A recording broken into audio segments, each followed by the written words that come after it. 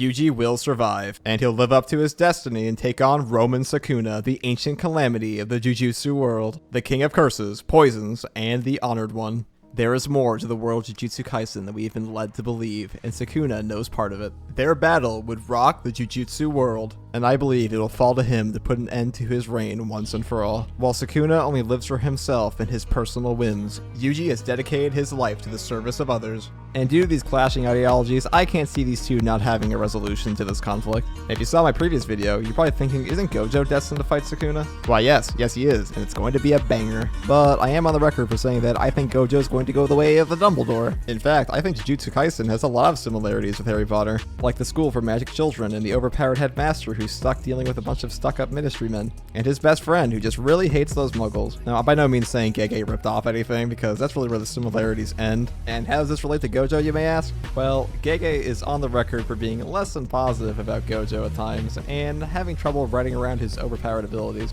And with Gojo being a headmaster in anime, who have proven time and time again to be really good at fucking dying, so let's just say that even though Gojo is going to have some badass moments, things are definitely looking a little spicier than they were previously. And even if Gojo doesn't die, it just makes way more sense for Yuji to have the final conflict with Sukuna, considering he's the one who's been violated by him the most. Once Yuji got Sukuna inside of him, Sukuna just kicked his feet up, roasted him, only came out when it suited him, left, and then punched him through 4 buildings for a tip, and then pomaded his best friend's hair.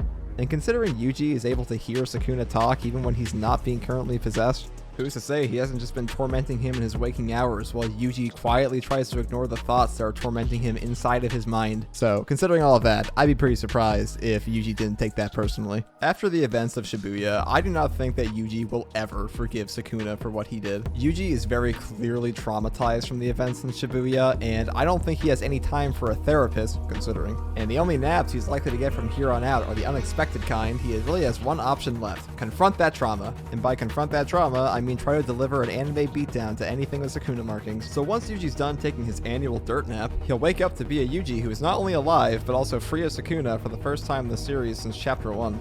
Even if Sukuna is going to become disgustingly powerful inside of Megumi, I don't think Yuji cares. Yuji has been willing to throw hands to Sukuna like no one else. They've already fought before inside of Sukuna's innate domain when Yuji first got the Enchained Vow placed on him.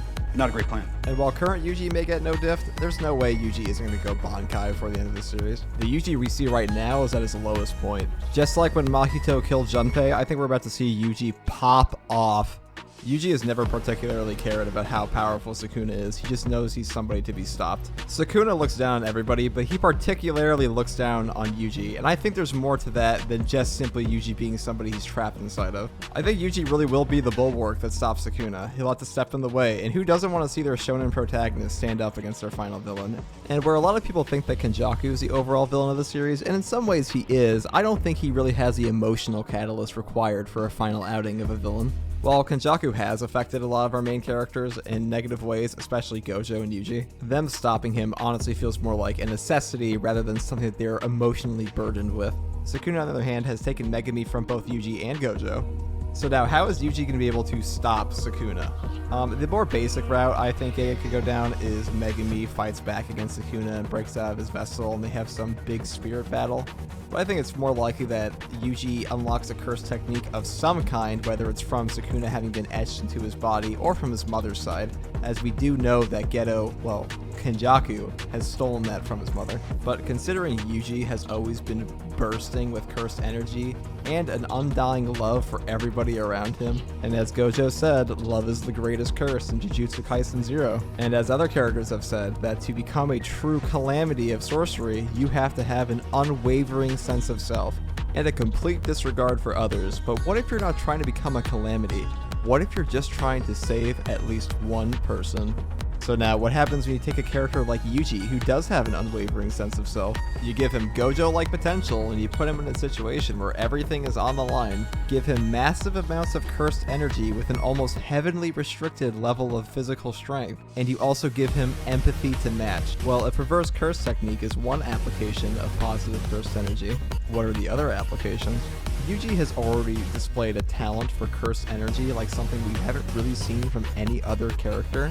And while I'm sure this is probably partially related to what Kenjaku did to him or what his plans were for him, I think this could be something innate to Yuji's soul, because as they say in Jujutsu Kaisen, your soul and body, there is clearly an intrinsic link between them. People seem to overlook the fact that Geto's body fought back against Kenjaku.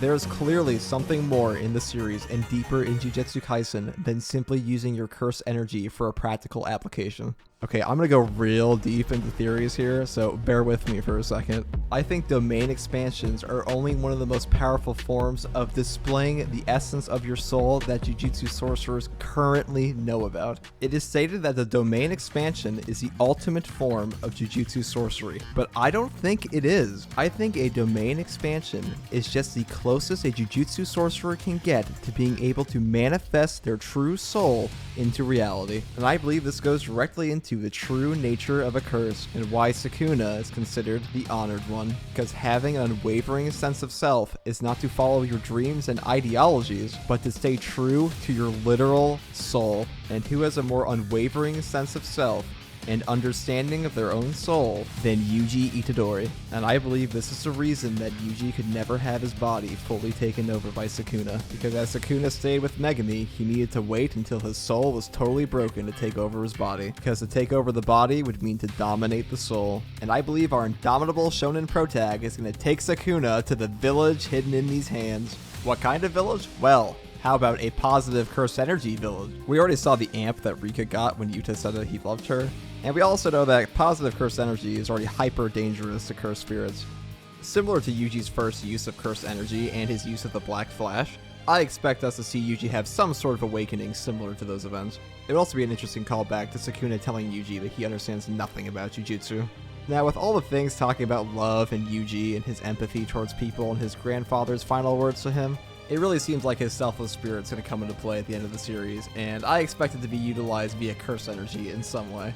After all, literally beating Sukuna to death with positivity sounds pretty funny. Part of this is that Jujutsu Kaisen is heavily influenced by Buddhism, and in Buddhism it's a commonly held belief that to escape the cycle of suffering and rebirth, you must achieve true enlightenment. And while we've seen characters in JJK have their awakenings and their moments of enlightenment, I think Yuji's will be of a different kind. Characters like Gojo and Sukuna, while having a strong sense of self, are also extremely arrogant, but Yuji's soul is motivated by something completely different. And I think that's at the core of Jujutsu. I think it's either what was lost or Yuji will rediscover, is that you have to live inwardly for yourself and outwardly for others. And that's what separates Yuji from everyone else, because every single battle is his battle too, and he is the hero of Jujutsu Kaisen.